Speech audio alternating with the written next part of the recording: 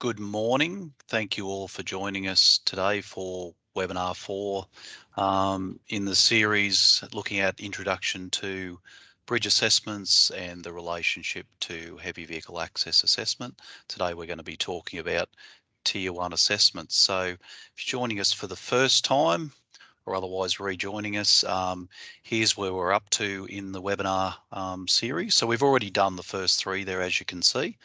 We're up to number 4, where we'll talk about Tier 1 assessments, as I mentioned, and you'll see there 5 through to 9, the upcoming webinars that we're working on.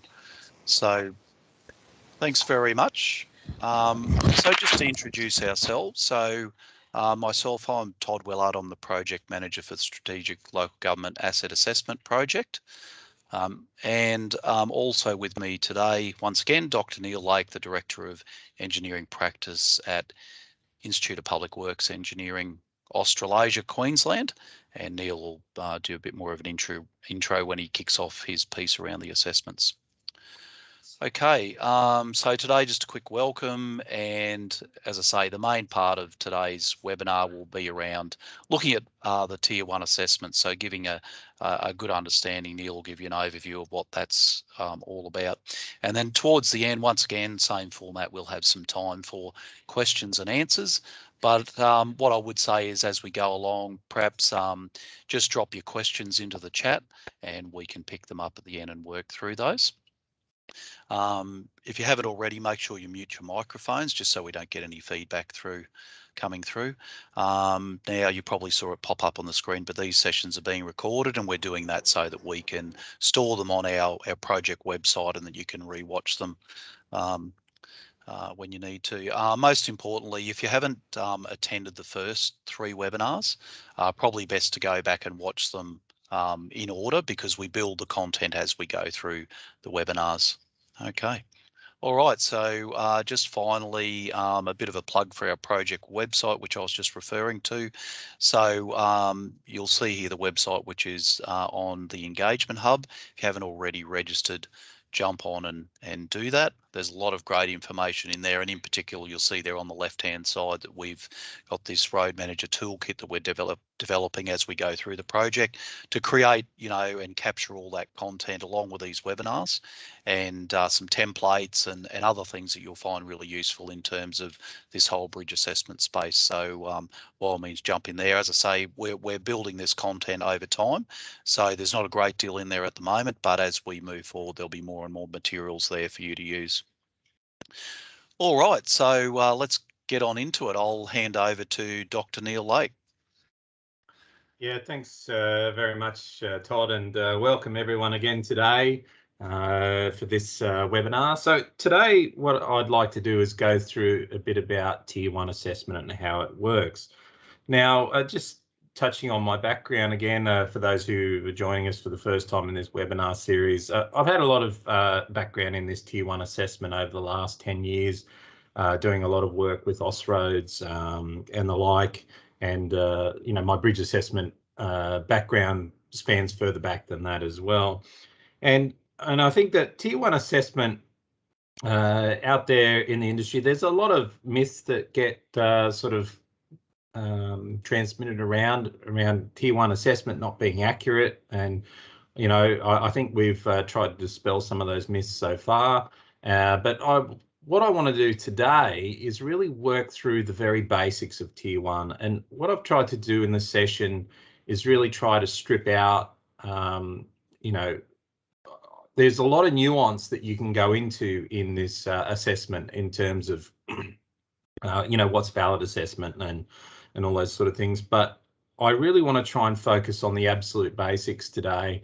So because Tier 1 assessment is essentially the most, is the thing that as a local road authority, which is what these webinars are based at, are focused on. It's the fundamental building block to be able to make good access decisions. So I want to go through this part fairly slowly, without too much extra information. And I'd like you just to sort of think about trying to really, capture these basic concepts, because these are the fundamental blocks, building blocks that you really need to understand in order to make those good access decisions. So Today we'll go through how Tier 1 assessment works. I want to focus on how we develop envelopes of bridge capability and what that means. How do we select relevant reference vehicles to define that bridge capability? And then how do we use that in Tier 1 assessment? And then I just want to touch on some of the factors that affect valid Tier 1 assessment. I'm not going to go into, this is where I could go into much more detail, but I'm going to just sort of skim across that a little bit so that we can stay focused on the core concepts and make sure that we get those really grounded. I'm just going to turn off my video for now, just so that we get a good clear signal and that sort of thing. So let's get underway. Tier 1 assessment. So just recalling back to what we were talking about in the session on Tuesday, the last webinar. So Tier 1 assessment is this first sort of column that we have here. And there are two key aspects of that. That's, you know, what I would call a 1D assessment, or just a straight heavy vehicle comparison using a line model. And that's what I'm focused on today. There are other more sophisticated Tier 1 assessments that can be done using grillage analysis. That's not what we're going to focus on today. So let's just stick with the basics. And I just wanted to remind everyone, and I'll keep coming back to this. So Tier 1 assessment, we're not assessing bridges. What we are doing is assessing heavy vehicles. And in that process, what we're doing is comparing a vehicle that we know is okay to a vehicle that wants access. That is what the whole basis of Tier 1 assessment is. It's heavy vehicle access assessment, and it's not bridge assessment. And just reminding you of the framework that's been put together as part of the Strategic Local Government Asset Assessment Program. What we're really talking about here is essentially the top line of this framework. And a couple of things that I would just always remind you of: when you're doing Tier 1 assessments, you need to know what the condition of your structure is and if that is affecting the capability of a structure. So you really need to have up-to-date level 2 inspections that have been undertaken. And if there are any issues around defects that are affecting capacity, you need to have those identified and make sure that you consider that in your decision making around access. And as we're talking about today, Tier 1 assessment.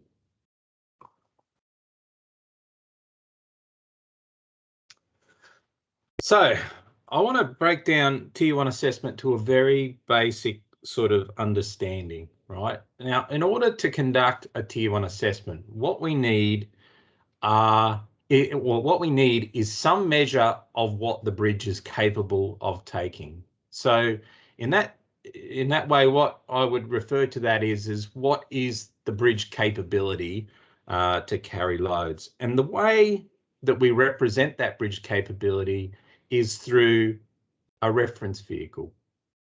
Now, it could be a single reference vehicle, or it could be multiple reference vehicles. But what a reference vehicle is it's a vehicle that we know is okay to travel across a structure. Now, there are a few different ways that we can know whether the reference vehicle is okay to cross a structure, and I'll cover that in some slides coming up.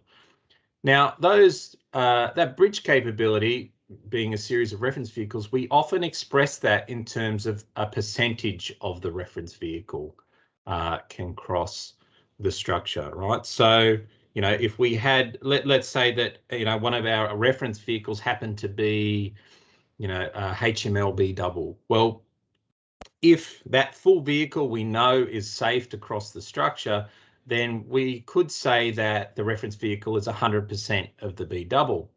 If we know that that B double could be a higher load, then maybe we have a higher percentage. Maybe it's 120% of the B double could cross the structure. So it's important that we think of reference vehicles as not being just fixed vehicles on networks or that sort of thing. It's really a vehicle that's quite specific to individual structures. And if we want to do really good Tier 1 assessment, we really need to know fairly precisely what percentage of that vehicle can cross a structure. And then if we have that situation, then we have probably a much better definition of what the bridge capability is. So that's the first initial part of Tier 1 assessment. We need to have some measure that we can compare against, some measure of the bridge capability to take a load. Now, then in essence, what Tier 1 assessment is comparing those reference vehicles to the vehicle that is applying for access. And the way that we do that is we use very simple line models of the structure. Right, so it's just a simple one-dimensional line model that just is modeling how long the span is, essentially. And what we do when we undertake that comparison, what we do is we use basic engineering statics to calculate the sorts of loads that would occur in that one-dimensional model. And essentially, all that Tier 1 assessment is comparing the reference vehicle that we have to the application vehicle. So we're just comparing the effects that those vehicles apply on that one-dimensional model. And obviously, if the reference vehicle effects are higher than the application vehicle, well then essentially the application vehicle produces effects that are lower than what the reference vehicle would produce. So then we would say, well, that application vehicle is probably okay to travel, right? Thumbs up. And of course, if the reference vehicle is less, it produces effects in the structure that are less than the application vehicle, well then our application vehicle is creating effects that are higher than what we know the structure can safely take. And so in that instance, then we need to think a bit more carefully about the risks. Now, importantly, you'd notice there in the graphic, I have a person thinking about this. Now, the reason why it's not just a thumbs down is that just because something has a substandard result in Tier 1 assessment doesn't necessarily mean there are not ways that we can manage risks to get good access outcomes. And that's why, you know, basically I'm indicating, well, we need to think about it.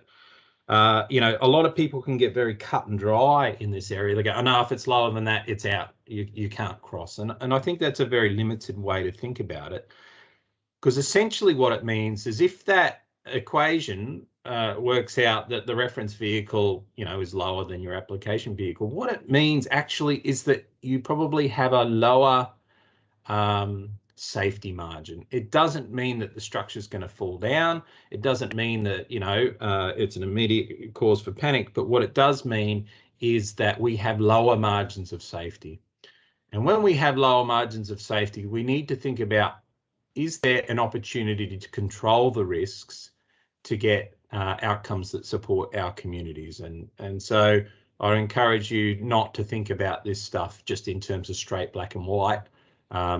Thinking about the risks and how we can mitigate those risks, I think, is an important part of Tier 1 assessment and heavy vehicle access assessment. So if we break down what this Tier 1 assessment now is in terms of some more, you know, engineering looking diagrams. So what we have here is a simple line model. And for those of you that have done study in engineering, this is the sort of stuff that you would be exposed to in the very first year of your engineering courses. And basically what we do is that we calculate our load action effects that are created from the vehicle being placed on this simple model. And we calculate what our basic moments, shears, and peer reactions are. And we do this using the basic statics. And essentially, as we can see in this particular diagram, in this case, you know, if we think that our bridge capability is the bottom envelope and our application vehicle is the top envelope, then clearly we can see that the application vehicle is not creating effects that are greater than what the structure should be able to withstand. So therefore, you know, that's a you know, potentially a positive outcome where that application vehicle potentially should be provided access to the structure. Another point, I just want to keep stressing this, it's not bridge assessment. What we are doing is comparing vehicles. And there's a distinction because people can get confused. And well, we are assessing the bridge, and well, what we're doing is we're contextualizing this assessment in terms of individual bridges by making sure that we are taking into account the critical parameters that affect how a vehicle would load a structure. And one of those is concentration of mass, and that goes hand in hand with the actual span that the structure would be. So while we're not doing bridge assessment, we are using elements of individual bridges to make sure that we're contextualizing this analysis appropriately to make sure that that comparison would be valid for that kind of structure. So it's a subtle point, I know, but I thought it was something worth covering. Now, the bridge capability, I do have another slide on this, so I'll go into that in more detail, but there are a number of ways that we can define bridge capability. I'll get into that in the upcoming slides. So let's talk about how to create this envelope of capability, because as I said earlier, we're talking about reference vehicles here, right? And those reference vehicles represent the bridge capability. And if we think about that in very simple terms, the bridge capability is the biggest vehicle that we feel comfortable could cross the structure. And then we're going to compare to that vehicle for our Tier 1 assessment. But we need to create these envelopes of what I would call bridge capability, which is essentially these reference vehicles being incrementally spaced across the bridge, and then doing these calculations of basic statics. So we calculate what our moments, shears, and peer reactions are in very small increments. We step the vehicle across the structure and we do all of our calculations. And what we do is we take an envelope of those numbers to get an overall envelope of bridge capability. And this is what I would call a more formal definition of bridge capability. It's basically those moments, shears, and peer reactions formed into envelopes for all of the different reference vehicles that might be relevant for a structure. Now, when we think about reference vehicles, valid Tier 1 assessment, it's very important that the vehicle that we're using as a reference vehicle has enough similarity to the application vehicle to make sure that the Tier 1 assessment is a valid process. And it's not immediately obvious, what those issues are in terms of making sure it's valid. And in the past, I've been involved in some fairly significant projects that have looked at this particular question in terms of how similar does the reference vehicle need to be to the application vehicle for Tier 1 assessment to be valid and accurate. And what we found from that, so a lot of the work that we did was really focused on, PBS vehicles that generally travel in lane.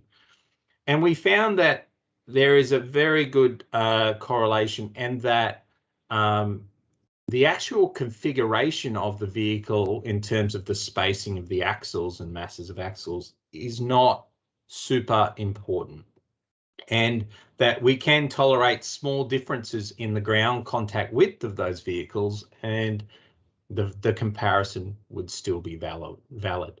For instance, if you have a crane that travels in lane, you could use that as a reference vehicle and it would be still valid to compare that to normal vehicles like normal freight vehicles. So that's what that sort of study actually found. But when we get to a point where we are now considering much wider vehicles and we're considering them traveling in different parts of the lane, then that comparison we're not so sure about. And so what I generally suggest when we're thinking about Tier 1 assessment is that at this point in time, we should be considering our reference vehicles primarily as being vehicles that travel in lane, and then we have another set of reference vehicles or single vehicle, whatever's relevant, in a straddling lane position that covers multiple lanes. And so if we have those two different configurations where we have reference vehicles for, then all situations where we do tier 1 assessment generally would be quite valid. There are a few nuances in there, particularly around the total length of vehicles compared to the span, which is something that we need to be mindful of, but I don't want to get into too many details about that at the moment. So essentially, when we're thinking about our reference vehicles, we really should be thinking about in-lane vehicles and straddling lane vehicles. Now, if we have a situation where we have in-lane vehicles, but as a reference vehicle, but we don't have straddling lane vehicles, now we're in a little bit more difficult situation, because whether a comparison of two in-lane vehicles to a single straddling lane vehicle is valid, that's not a question that we have answered at this stage, and it's part of what we are trying to answer as part of this program. I see in industry often where people will make that comparison to in-lane vehicles to a straddling lane vehicle. And I will say that in some instances, that is a valid process, but it really depends on the bridge family. And if we think back to one of our very early webinars, that comparison is really dependent on how loads can be transmitted to different girders or different elements in the superstructure. So I don't want to go into more detail, but I just want to flag that as soon as you are in that situation where you have reference vehicles that don't match the application vehicle in terms of are they in lane or straddling lane, then we need to be trying to get some more significant or more considered advice around how to do that. And I would suggest that it's best not just to trust that you think that your current supplier knows exactly how that works and what's valid, right? I suggest perhaps you need to go out and get some more expert help around that, because it's something that we're still working on developing really as an industry, I think. All right, so our reference vehicles, we have in-lane and straddling lane cases. They're the two different cases that we want to sort of be thinking about whether we've got for our structure. Now, when we do these envelopes of capability using our reference vehicles, it's really important that we don't consider multiple presence of vehicles when we do these line models. Now, what we actually consider is just the reference vehicle on its own. That can be complicated by the issue that I was just discussing before, where you've got two in-lane vehicles comparing to a straddling lane, which again, as I said, we don't know how valid that is for different bridge families at the moment, and it's something that needs to be worked on. In that instance, obviously you are considering multiple presence, but what I'm encouraging you all to think about at the moment is that we just should think about in-lane vehicles or vehicles that straddle lanes that are wider, and that we should have relevant reference vehicles for each of those cases. And if we do that, then we don't need to be thinking about multiple presence. And tier 1 assessment is a comparison of vehicles, so we don't consider multiple presence of vehicles in, adjacent lanes in that situation. There's a big but to that I have at the end there. What's really important, right? So we can't just totally discard the idea that, but vehicles can be in other lanes. Yes, they can. And what is really important is that when we work out what's the biggest vehicle that can cross the structure safely is, when we work out what our reference vehicle is, we must have considered appropriate multiple presence of vehicles, it's adjacent lanes or trailing vehicles, when we're working out what those reference vehicles are. So we work out what a reference vehicle is through processes like a tier 2 assessment. That's one of the key areas that we get reference vehicles from, right? We could also get a reference vehicle from the original design. These are the very original reference vehicles that are created for a structure, right? So when those vehicles are determined, or when those vehicles are assessed on a structure, and it's either designed or we assess, well, what's the capability of that structure in a tier 2 assessment, it's really important that we have considered multiple presence in those situations. Another place that we can get reference vehicles from, sometimes we're in situations where we don't know what the design vehicle is. We can't do a tier 2 and a tier 3 or a tier 3 assessment because we don't have enough information. We don't have good design drawings. We don't have, sort of non-destructive methods that are suitable to work out, what's inside the structure so that we can work out what the capacities are. Sometimes we're in situations where we just don't have the information. So another place where we potentially can get reference vehicles from is previously approved legacy vehicles. So these are vehicles that have had access to the route for some time and that we can convince ourselves that have not produced adverse effects in the structure and have proven performance. This is a pretty tricky topic. And I don't want to get into deep into this, but there'll be situations where you as a road asset owner are not sure about what reference vehicles you should have, and you don't know you don't have the information to be able to get them. You go, well, what do I do now? Well, there is the potential that you could say, right, well, we don't know this, but what we are going to do is set our current access regime to be where we're going to just make sure that we're not going more than that. And so in that case, you could set legacy vehicles that have already had access as your reference vehicles, and then just do comparisons to those vehicles. And I think that this is going to be a very important point as we move forward. Because we obviously can't do tier 2 assessments of every structure, and we don't always have the original design information. So it might have to be a path that we look at. But I guess those are the three key areas that we would get our reference vehicles from. And using those reference vehicles, we could develop these envelopes of bridge capability, which sets up our baseline that we can now compare our access vehicles to. Just encourage you as we're going along, don't forget, just pop some questions in the chat if you're not sure about any of these things, and we can cover them again later on. So now we get into the very basics of the calculation of tier 1 assessment ratios.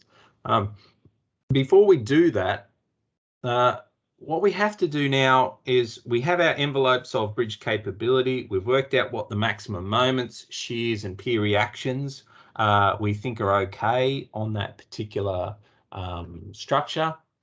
So the thing that we have to do now is we need to repeat that process of incrementing the application vehicle across the structure and calculating those moments, shears, and peer reactions so that we can compare that to our bridge capability. We use exactly the same process that I discussed around developing those envelopes of capability, only in this case, if you've got one vehicle applying for access, well, you're just obviously using one vehicle crossing the structure. Don't forget, we should not be considering multiple presence in this case, right? Because we're just comparing two vehicles to each other. All of that multiple presence business has already been taken care of when we developed our reference vehicles in the first place, which in the previous slide I discussed the different ways that they could be developed. Now, that process of stepping a vehicle across a structure, there are, at the end of the day, there ends up being hundreds and hundreds of calculations of moments, shears, and peer reactions. This is not something that you can easily do by hand. It is possible, and you can, if you've got some mouse, you can put vehicles in the most critical places and do, one set of calculations, but really it's not a viable process to be doing this by hand.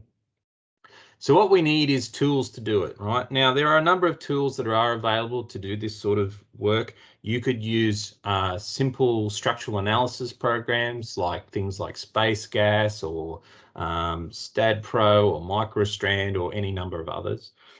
There are some other, programs around that are freely available that can do this, but they have limitations. And I talk about some of those programs in the more detailed course that I do on this topic.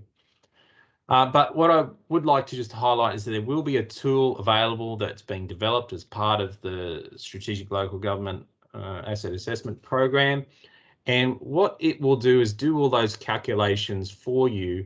So at the end of the day, what you can focus on is just putting in the details of vehicles, of your reference vehicles, details of your application vehicles, and it will do all those calculations in terms of the comparison for you and develop the Tier 1 assessment ratios. So that'll be really helpful. It's something that's been missing particularly for local government for some time. And hopefully it will simplify the process.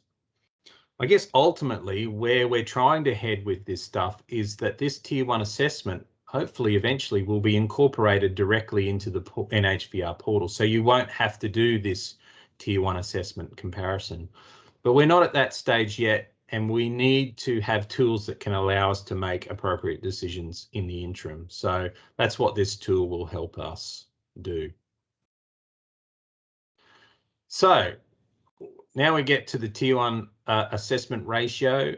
And really all this ratio is doing is just making sure that our reference vehicle effects, our bridge capability, is higher than the sorts of effects that the application vehicle provide. But we can express it as a ratio. And essentially what this means is that, if the ratio of the reference vehicle to the application vehicle is less than 1, then we have an instance where the application vehicle is creating effects that are higher than our reference vehicle. So in that case, you've got what would be called a substandard assessment ratio. And then we need to be thinking a little bit more carefully about, whether we would allow access to a vehicle.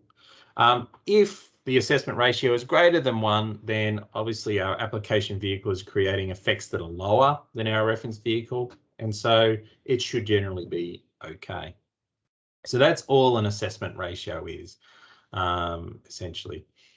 Now, importantly, when we do our assessment ratios, we don't just look at the vehicle on its own. We also need to contextualize the potential for that vehicle to overload. And we also want to look at the potential for that vehicle to interact with the structure in a dynamic way. Now, the overload factor being in there is fairly straightforward because, if our reference vehicle has a load factor normally associated with it, let's say, it's a design vehicle and it had a load factor of 1.8, for instance, just as an example. Obviously different design vehicles can have different load factors. If our application vehicle was something that had much more stricter controls on its load, and perhaps the load factor is more appropriate to be 1.5, say 1.5, then including the load factor in this gives us an opportunity to account for that in determining these assessment ratios. And that's why we include live load factors, because for different vehicles, different live load factors are appropriate. This allows us to ratio the results to make sure that we've accounted for that. Similarly, the dynamic load allowance is in there because often, our reference vehicles have been calculated, doing Tier 2 assessment or doing design. There's certain dynamic load allowances that have been set for that, but maybe they're different to what we should be using for evaluation of, vehicles that want access to the structure. This is particularly relevant when we have dynamic load allowances you know, for reference vehicles that perhaps are design vehicles that have come from codes in the past, because the provisions around dynamic load allowance have changed significantly over time. And so it's really important that that dynamic load allowance is consistent with the reference vehicle assumptions when determining whether that reference vehicle is you know, suitable for crossing a structure. So that's the basic Tier 1 assessment ratio. Hopefully that's fairly clear. Now, just a couple of critical issues around developing bridge capability. I have touched on these. I just want to touch on them again because we're sort of getting to the sum up part of this webinar. It's important to understand that lateral position and ground contact width of a vehicle, of the reference vehicle and of the application vehicle, do affect the validity of Tier 1 assessment. And I would encourage you to think about this in terms of in-lane and straddling lane vehicles. I think that's pretty important. Dynamic load allowance can be different and the live load factor can be different from your reference vehicle compared to your application vehicle. So that's why the Tier 1 assessment formula is set up the way that it is. And the third point, and this is a little bit tricky to get your head around, the whole, you know, when do you think about multiple presence and when do you don't? And so I'm just trying to cover this off again to try and make it clear. Associated lane factors that account for multiple presence of vehicles in lanes or vehicles that trail each other, you have to consider them when you develop the bridge capability, right? That is a Tier 2 assessment or the original design, right? So you have to consider it when you're working out, well, how big a vehicle can safely cross the structure, right? But once we get into that realm of doing Tier 1 assessment, now we're just considering that vehicle on its own, right? Because now we're trying to use Tier 1 assessment to compare that vehicle to a vehicle that wants access. It's just a one-to-one comparison, all right? So we can keep going over that if there are other questions. It's not that easy to get across, I think, understanding how that goes together. And it will take time and exposure to this sort of material before that will become clear. So just recapping the main points, Tier 1 assessment. So what we're doing is heavy vehicle access assessment. We're not doing bridge assessment. It's important to understand that Tier 1 assessment has the potential to be very accurate, but it all depends on the quality of our reference vehicle and the accuracy of how they've been calculated, doing Tier 2 assessments or doing developing the original design of those bridges.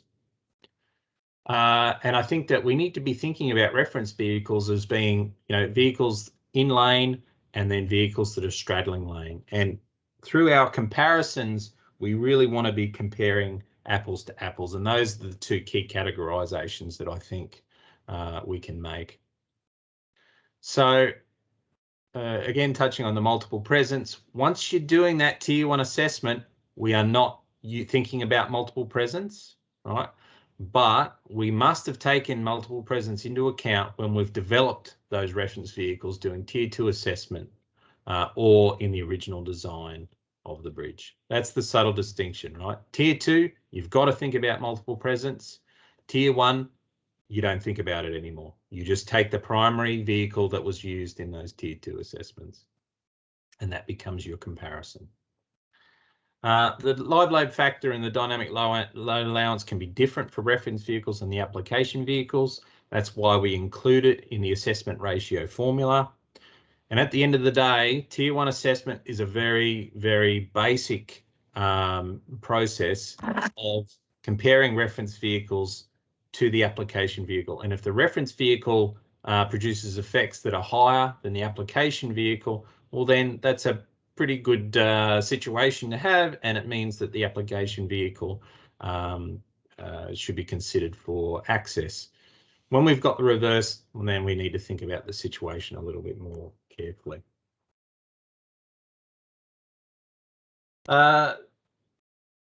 So going through that today, I know that I've tried to do it very slowly, and basically for some of you, you'd be going, oh man, that was really slow, and others of you will be still going, oh geez, I really still don't get that. And that's just part of the journey, and it's part of, you know, it's very dependent on your backgrounds and all that sort of thing. And so I would just encourage you to keep engaging with this material, because it will become clearer over time, and hopefully it'll help you make good access decisions. And throughout this project, you know, we're continuing to try and make this easier and easier, so that you know, the people in local government can really focus on the really important things around access decision making, and not get bogged down in the you know, the absolute minutiae detail of it. But this is an ongoing thing that will happen over time. But it's always important to be trying to further your skills in this particular area. And again, I'd encourage you to get along to some of these training courses that we do, that go into a bit more detail, that are a lot more hands-on. And as I've indicated before, we are working on initiatives to try and get things that are available more widely throughout Australia, and in a way that would help councils out. So yeah, keep your eyes peeled for upcoming events. Last thing I just wanted to plug, obviously we've got time for some questions now, but I also just, we have this webinar coming up on Tuesday next week. That's the last one that I'll be delivering primarily on my own. And then there's a bunch of webinars after that that are also very important, so I encourage you to come along. So the next one's on interpreting engineering reports for access decision making. We will cover a lot of the stuff that we've already covered, but you know, what I want to do in that session is take the sorts of outputs that we're getting from the Strategic Local Government Access Assessment Project, and sort of trying to contextualise what these mean and how to use it. And I do want to cover a little bit about how do we go out to industry, out to suppliers and consultants, and get the information that we need in order to be able to do Tier 1 assessment. So hopefully we'll cover a bit of that in the next webinar. So without any further ado, I think we'll take some questions. Todd? Yeah, great. Thanks, Neil. Thanks for that overview of the Tier 1 assessments. I think as well, I think it's important just to sort of provide a little bit of context, in the sense that, you know, while a lot of our bridges haven't had these engineering assessments undertaken, you know, they have been designed, and they have been designed to carry, you know, obviously certain vehicles on the network. So, you know, I think when we look at it, we look at the number of bridges and culverts that we might have on our road network. I don't think it necessarily is reason to be concerned if you haven't had every single one of them assessed, you know. Yeah. I think it's fair to say that, you know, practically speaking, in a lot of cases, you know, the road managers, based on their knowledge of these structures and, you know, and what's been running on the network, plus the management of these assets along with the inspections, generally doing a pretty good job of managing that. But obviously, and look, I guess at the end of the day, we're not going to be able to assess every single one of our bridges individually. And I think we need to focus to see where, you know, where those key areas are and those key structures are that we need to look at when we need to do that. So I think that's just really important for context. All right, we'll keep your questions coming in. I'm just going to jump to the chat now, and we'll have a look here. I think we had where are we? I'll go back to the start. So Jean, Jean's asked a question here, and I guess what it relates to. So obviously Jean, his council is participating in the project at the moment. So we engaged a consultant to do a level 3 inspection. I think this is a really, really important point, actually, that people need to really cement in their understanding. And I'll get Neil to tag in on this. But Jean says we engaged a consultant to do a level 3 inspection and verify the bridge load limit, which is another concept that we need to talk to for an old bridge. The conclusion is the bridge equates to the M1600 loading for traffic.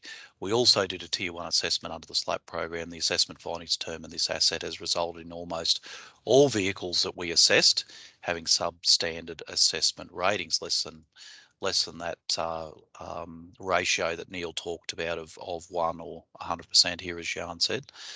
Which result should I trust and use? So, Neil, I think there's a couple of, I think we've got a blend of a few different concepts here. Couple We've of got, landmines in there. yeah, we've got inspections. Yeah. And obviously what you've been talking about are tiers of assessment, but we've also got, I suppose, the third one, which maybe we'll talk about last, is around bridge load limits. But perhaps, Neil, you can start by just talking to the notion around inspections versus tiers of assessment. That might be a good starting point. Yeah, sure. So here we're talking about a level 3 inspection, and what's interesting in terminology in this field is that sometimes the level 3 inspection can be used interchangeably with a tier 3 assessment, and I think it's important to distinguish between the two. Level 3 inspection won't necessarily provide you with the answers. That's really the act of going and doing different investigations. But here what we're primarily concerned is with assessment, and so let's go. Let's go into a bit of detail about this particular issue. So what's interesting is, in the SLAP program, one of the things that really should happen is that when this should happen in any assessment, when someone has been asked to do an assessment, it's really important that you gather all of the information that's been done, that's gone before, and that information is actually used in the process of doing an assessment. So in this case, what would have happened here is that the assessment in the SLAP program would have probably gone back to using the original design vehicles for that particular structure. And sometimes they can produce fairly substandard results for a number of reasons. Sometimes a structure is much stronger than what you thought it was. In other words, it was designed for maybe an MS-18, but in actual fact, the structure has a much higher capability of taking that load. And, that's what it appears like in this particular situation, is that there was a tier 3 assessment, which has been called level 3, but it was a tier 3 assessment. And they've calculated that, hey, an M1600 loading would be okay to cross the structure, right? Now, once you've had that assessment done, which is essentially a tier 2/tier 3 assessment, right? Whether it's a tier 3 or not, I don't know, because it depends if there was actual investigation done or special analysis work done on the structure. It's likely that it was focused on a tier 2 assessment. In that case, that vehicle now could become your new reference vehicle that you do all your comparisons to, right? But, and I can only speculate here, but if the assessment that was done as part of the SLAP program, if that information either A, wasn't available, or 2, the supplier decided not to consider that information, well, then we get these substandard results. And so what we always need to be thinking about is that when we get these tier 2 and tier 3 assessments, we need to be using that information from then to do better tier 1 assessments, right? And so I think that that's an important distinction. If we get to the point where we trust the M1600 information, what that really means is the tier 1 assessment that's been done is not valid, right? Because it's for a vehicle that is lower than what we actually think that the bridge can take. Now, I just want to touch on the real question there then, though. Which one do you trust, right? I would say that the tier 1 assessment that was done as part of the SLAP program, they've assumed probably some design reference vehicles. It sounds like you've got better information. So, typically I would start moving towards the M1600 as being now your new reference vehicle. But having said that, we need to be thinking about, well, what is the quality of that assessment, right? And this is always going to be a problem in any of these fields that we do. We've had a supplier come in and do an assessment and it says it's safe for M1600 vehicles. do we trust that assessment, right? That's the real question that we need to answer here. Have they done calculations? Can they really show that they have done due process to calculate that? Did they do estimates of the capacity of the structure to come up with that number? And I would say that, you know, in the majority of situations they will have, but I do see situations where they're just going, it'll be right, and they've just said it'll be okay for, you know, XYZ load. And so you need to be thinking with a critical eye, looking at the information you're getting, asking some careful questions to determine whether that M1600 is valid. And if you're not sure, get a second opinion, I think is what's critical here. But I would be thinking about, you know, that the M1600 potentially is your new reference vehicle. But I can't know for sure because I don't have access to the information to be able to put a judgment on it. Yeah, thanks, Neil. And I think what you're saying there is that, you know, without the detail, and every situation is different, you can't answer a generic question in that regard. But I think, you know, one of the things, I suppose, from our perspective with the SLAP program, you know, I'd ask the question of, if there's already been a higher level of assessment done, which we were unaware of, why then would we do a lower order of assessment, and why would you ask for that to be done? It just seems to me to be, I'm not sure what the point of that exercise is. So, you know, going forward, that's not a situation that I think we want to be in, because as Neil has indicated, you know, once you go to that higher tier of assessment, then it essentially supersedes what's been done, particularly at that tier 1 level. So what's the value? So, you know, I think we just need to be really, really careful. And I don't think, again, I guess what I'd emphasise, particularly going forward, that we've got another 3 years of this program to be running. This isn't about getting second and third and fourth opinions around what we think might be the most valid assessment. So I think that's really important, that we make sure we put our energy where it needs to be. Thanks, Neil. Hi, Todd, it's GM from Marindindi. The reason we went out to get the assessment is that we need a fairly quick decision on the bridge loading on this bridge. The program took a long time, really, to be honest. So to finish the assessment, so yeah, we need a very quick decision. So we went out to get a consultant to come in, and then they were able to provide a report to us in a week. So that's all. Yeah, we already engaged. Right. I understand. So look, I think what we'll do, Jean, I suppose, just to add to that, and in order to move on and address some of the other questions, as part of the program, all the councils who are participating, we're going to be having subsequent meetings to go over the results of the assessments and just try and answer some of these questions and get a better understanding of, you know, where we stand and what it means in relation to any of those applications that might be coming in the future. So that's something that my team will be organising with yourself and the other councils. So, yeah, thank you for that. Paul Can Croft. I just add in there? Go ahead, Neil. Just add in there, Todd. Sorry, I just wanted to add in that, you know, in this case, though, if you've had, you know, a very detailed higher order assessment done on the M1600 and, you know, you trust that assessment, that's your new reference vehicle, right? And what we've done today is gone through the basic processes of how you use that reference vehicle from now on in tier 1 assessment to compare to future application vehicles. That's the information that you use, and you would use the tools that are going to be coming out of the program, or, you know, you can obviously just go by the processes that I've talked about today. But for most, that will be difficult until, you know, we've got that tool sort of rolled out that will help you do it. But yeah, don't that supersedes your tier 1 information now. The M1600 is your key reference vehicle now that you can use. Great, thanks, Neil. Paul, are there grants available to council for bridge assessments to be undertaken? Well, it's funny you should ask that, Paul.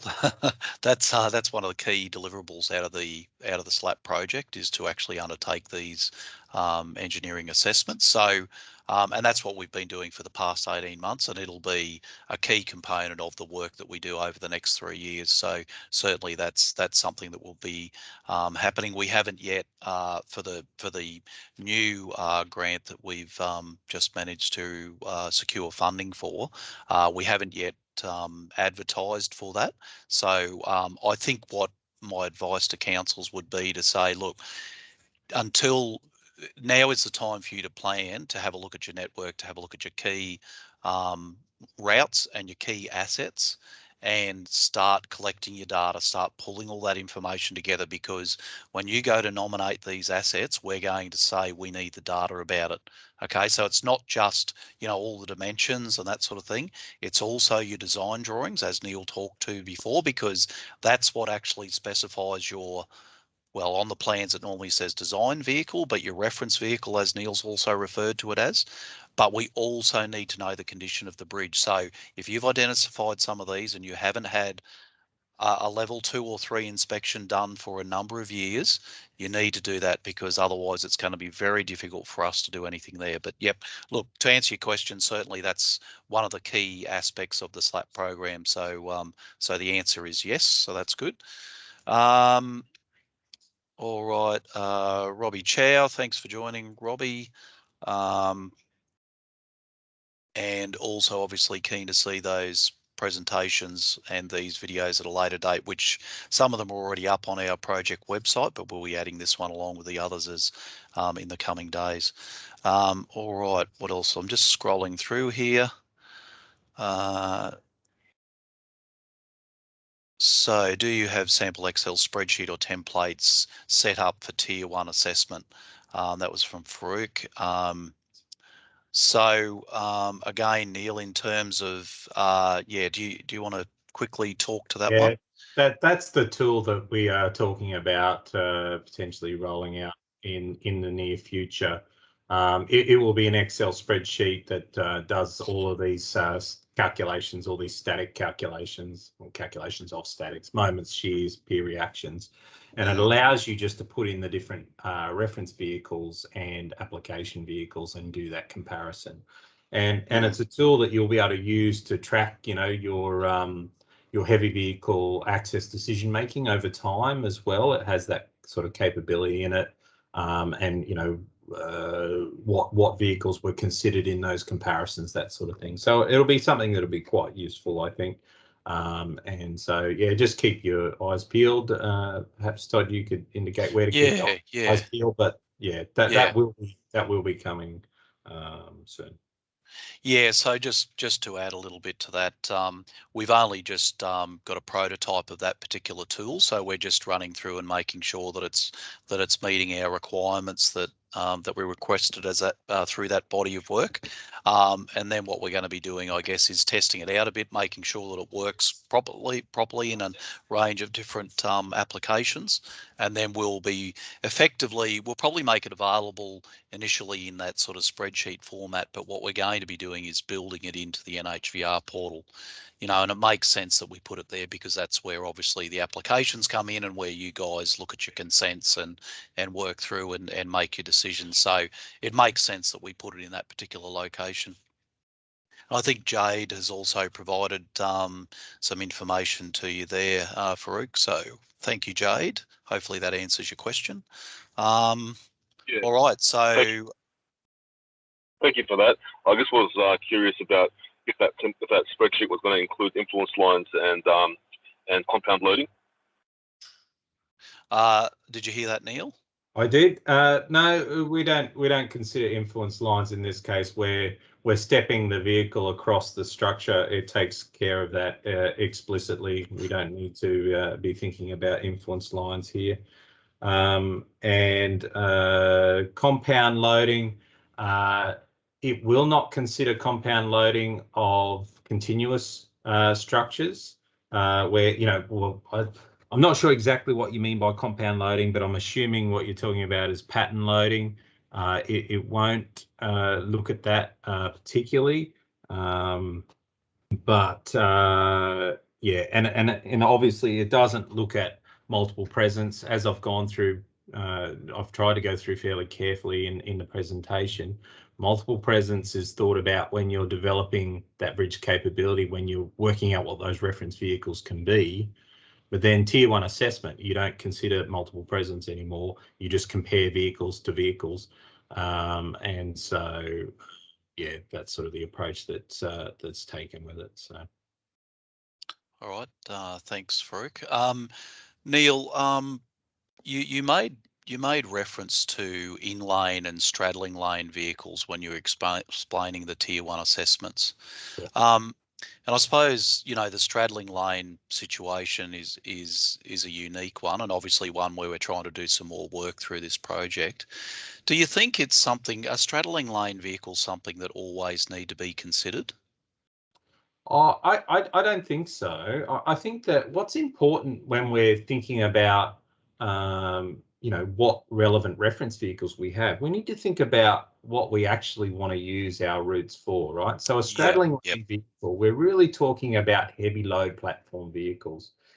And if you have a bridge that is literally just, you know, going out to the local farm or depot, and there is no need for heavy load platform vehicles, then there's absolutely no reason to go and spend money on developing reference vehicles or needing to have reference vehicles if they're not the sort of vehicles that you ever intend to allow to travel on a route.